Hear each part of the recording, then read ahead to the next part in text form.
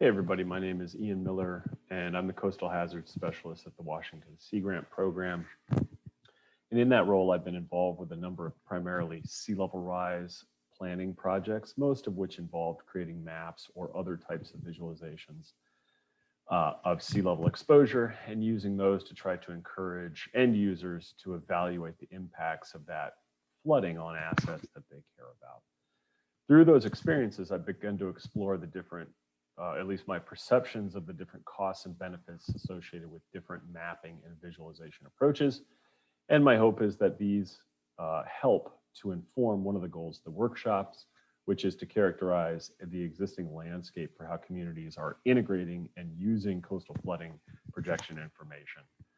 What I'm going to lay out today are largely my own initial observations, almost wholly uninformed by much in the way of a literature review, but hoping that it's valuable given the extensive experience that those of us that work in sea grant programs tend to have interacting directly with end users. So in thinking about the different approaches that I've seen utilized in Washington State, they broadly fall into 5 categories. The first shown here is the most common in my experience, and I call it deterministic scenario mapping of peak inundation. The idea here is to select a particular sea level scenario and a storm scenario, determine some boundary to the inundation associated with that, either through a summation of component magnitudes or a more elaborate dynamic modeling process, and map it onto a DEM. The approach is sort of pretty easy in concept and is largely the approach detailed in mapping guidance that we published in Washington State, that NOAA has published. This particular map is from a project that I was a partner on with the Jamestown Sklallam tribe. And so again, the upside's probably the most common approach, and it's relatively easy to create for a small project team. So it's thereby sort of democratic. The downsides, though, in my view, are that it's easy to make a confusing map. It's easy to make a map that's hard to interpret, we've found. And probably most importantly, a map like this we found is hard for end users to translate into a real sense for the actual impacts of an event, right? It's likely that people look at this a particular kind of map and interpret it perhaps as being relatively permanent inundation, for example. The second approach is essentially identical to the first, except that the scenario is mapped onto a elevation profile visualization of the landscape at a particular location of interest. This particular example was created by the Jamestown Sklallam tribe after realizing that the maps we created weren't adequate for the sorts of granular land use decisions they wanted to make. This approach seems to be attractive to many end users. The profile view just seems to help them understand the real impacts of sea level rise coupled with extreme events on the landscape, especially as they may interact with things that they care about on the landscape, like the existing structure shown in this particular profile. So it seems to really facilitate a better understanding of the real impacts of these hypothesized events. These visualizations are also relatively easy to create, though arguably not quite as straightforward as the scenario map I showed in the previous slide. The primary downside, of course, is that it is spatially limited really to one location, at least in this kind of static way of building it that I show here. So the third approach is similar to the first in that the intent is to map the extent of flooding associated with a particular sea levels and storm scenario, so it's deterministic. But it adds another impact dimension, in this case, the duration of flooding. And this particular example is from the Our Coast, Our Future interactive online tool for displaying USGS Cosmos results. We don't have much experience with these sorts of maps in Washington as of yet, largely because they're relatively difficult to create. Really, they're primarily reliant on having dynamic flood modeling results. This example, again, is from USGS Cosmos, and we don't yet have access to USGS Cosmos results in Washington State. The upside, of course, is that it can hopefully aid an end user to think critically about the real impacts of a future possible event, right? So it addresses that concern that I brought up for the first example, associated with a user's interpretation of peak inundation being sort of semi-permanent on the landscape.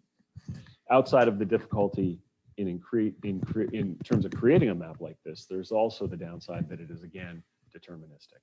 So it doesn't address, the end user has to have additional information or interpretation to help them understand how likely the particular event is that's mapped in a map like this.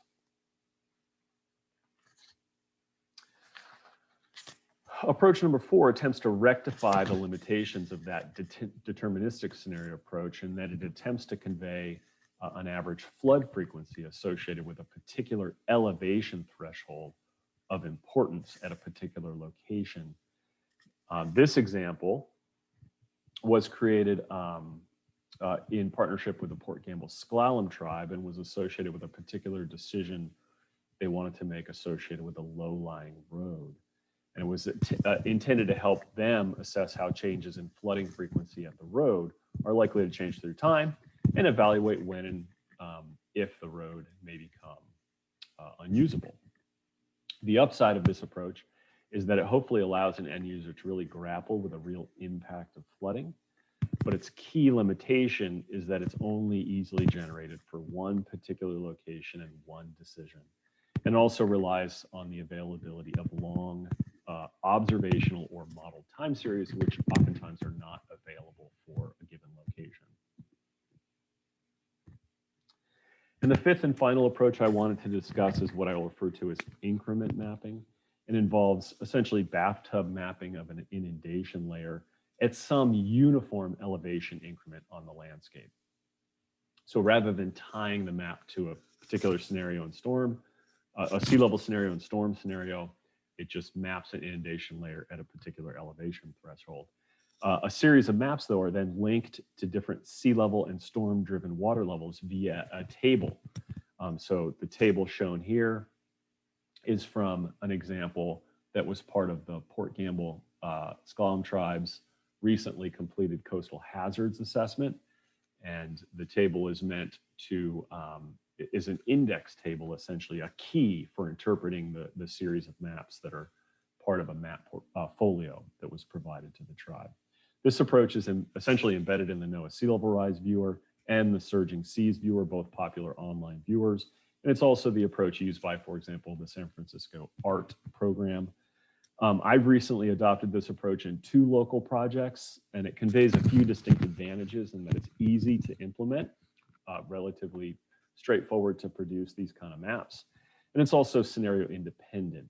So the map isn't tied, for example, to a particular set of sea level projections or timeframes, which means they can be adapted as projection information or storm scenario information changes. The downside, at least from my standpoint so far, is that the maps aren't self-contained. Deriving insights is really, you really have to have that associated table information to derive useful insights about the inundation mapped in these visualizations. It's also not yet clear that that process of, I don't have enough experience working with this kind of map with end users to really understand how easy it is to make that link between the maps and the tables to really derive important impact context from them. So by way of conclusion, I think this analysis of these 5 different types of approaches for visualizing flooding during extreme events highlight a variety of pros and cons that may suggest their use in different contexts and for different decisions and purposes. Establishing a way to measure their effectiveness in different contexts could help with enhancing their use in planning and decision making, and thereby hopefully enhance coastal resilience and coastal